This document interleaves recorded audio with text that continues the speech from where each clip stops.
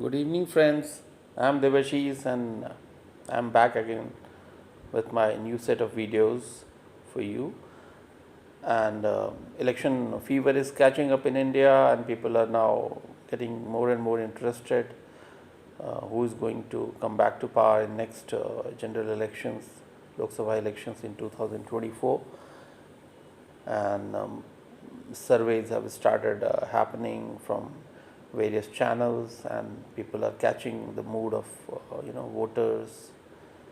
So this elections have fascinated me right since I was 8 years old in 1980, and this coming election could be that way, 11th Lok Sabha election that I would have seen from close quarters. And um, I would try to give you my projections in not more than 4 videos. Primarily, I want to keep it crisp per video, maybe 10 to 12 minutes. And so, in this first video, I will tell you about the softer issues, what makes Indian voters vote for a certain party or a leader, you know, in a Lok Sabha elections particularly, and how we judge a party or a leader. So those aspects. Then I will also give you the basic framework how I will be giving you my projections. So the total number of 543 Lok Sabha seats, um, state wise and union territory wise, I have tried to put them into 4 brackets, 4 quadrants, you can say, based on the current characteristics and their you know strength of the ruling party. And since all the talk is about whether Modi government will be making a comeback or they will be voted out, with the clear signals of opposition um, giving a serious thought to get united and fight the current government. So whether there are chances of this government to make a comeback. So I have tried to divide the whole bunch of seats into 4 quadrants. So first, let me start with my understanding of what I feel is unique about this Lok Sabha elections and the mood of voters in general. I'm not talking of a particular elections, what I have seen, and how it has shifted, the generational shift, and that also I will tell you briefly. So basically, I will cover 3 4 softer issues, here. So when it comes to Lok Sabha elections, I think Indian voters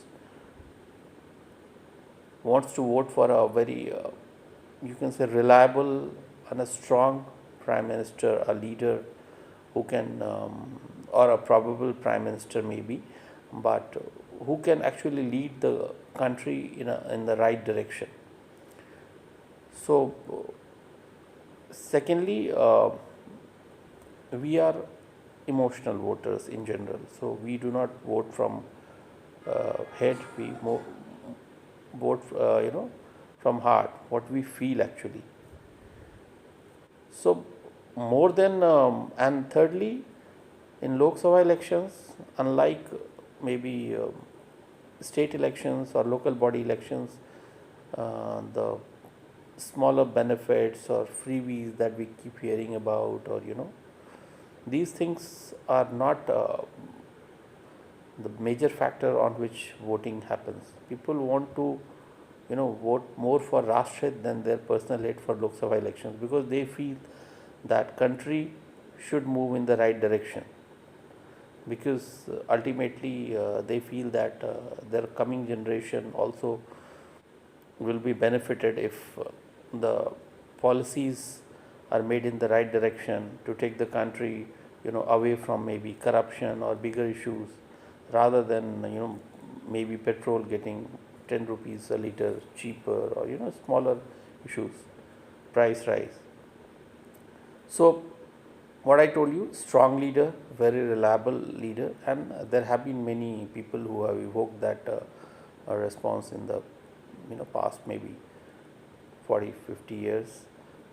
Beyond that, I do not have a personal, experience, so I can't tell you. So yes, Mrs. Gandhi was a very strong leader, and even one slogan from a leader who is reliable and trustworthy can shift the mood of majority of voters. Garibi hatao, whether actually garibi goes away um, in reality, but they feel that yes, this leader has the intent and he or she can deliver on it, or maybe Jai Jawan, Jai Kisan, or that way, nation first, like the current dispensation always says, you know. So these things do make a very strong impact on the voting behavior of people in Lok Sabha election. And also in our personal life, we may not be, very high on morals, and we might be making shortcuts here and there, jumping red lights very often. But we have definitely a good judgment of people. We know people who follow the principles, who have good character, who have, who are less that way, inclined towards corruption. We really value these things in public life. Maybe we may not be able to adhere to the principles all the time. I mean, I'll give you a simple example like Savan or Navratra, many people do fast, many don't. But even those people who do not keep a fast on those days, or do not avoid, garlic onion on those, try to feel respectful towards their colleagues or friends who do that. And they say, नहीं यार इसका खाने के आसपास नहीं बैठते हैं, ये अभी फास्ट कर रहा है, he's in, So we appreciate people because we feel that they are doing something sacrificial or something which is maybe good in our beliefs, but we are not maybe able to do it ourselves.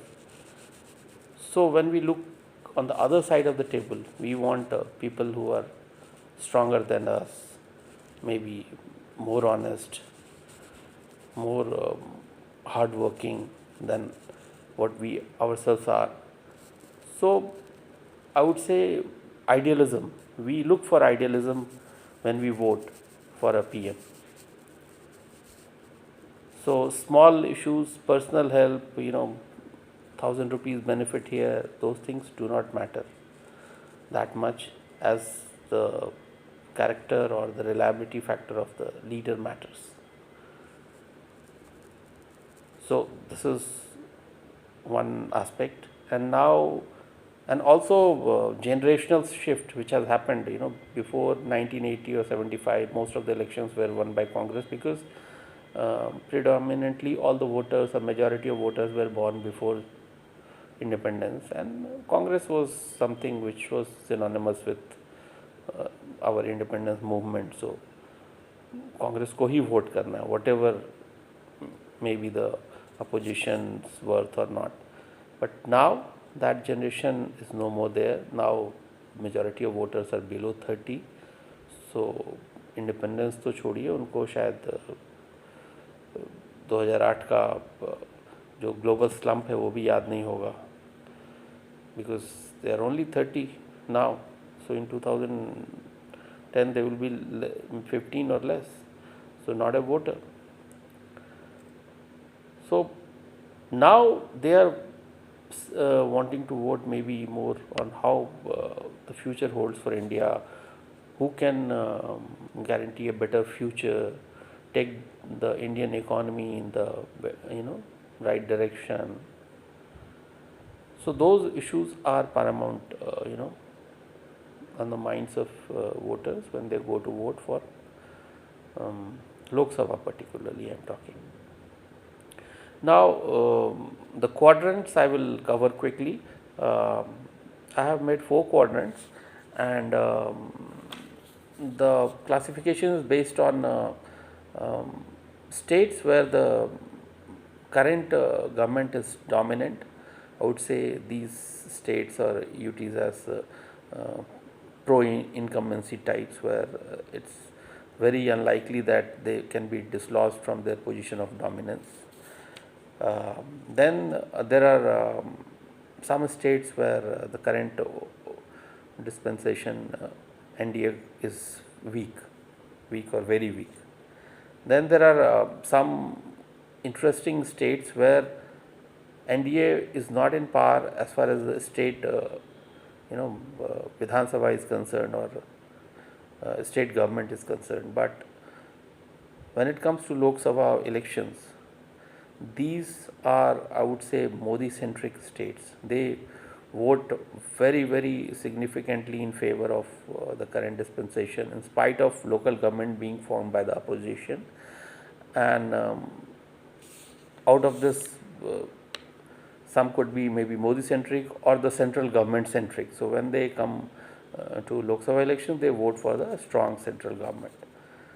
And fourth is a quadrant which I would call enigma, because there have been a few states where a lot of crisscross movement has happened. Pre-election alliance have broken up. People have gone from one party to another party. Parties have broken. Primarily here I am talking about Bihar, West Bengal and Maharashtra. And West Bengal, where a lot of things have become little uncertain these days. So like people who were in A party fought election on B party, went back to A party, and so enigma. We do not know what will happen in these states. And this is not even the big channels, you will see that these 3 states or 4 states are difficult to call for psephologists. So that is the nutshell for this video. So to be notified of my next videos, it will be great if you can subscribe my channel, and I will be giving you a very crisp analysis state by state, and I will be picking up states from each quadrant in the next 3 videos, and then give you a total picture of how the likely outcome could be for the next Lok Sabha elections. Thank you for now. Keep watching. Good night.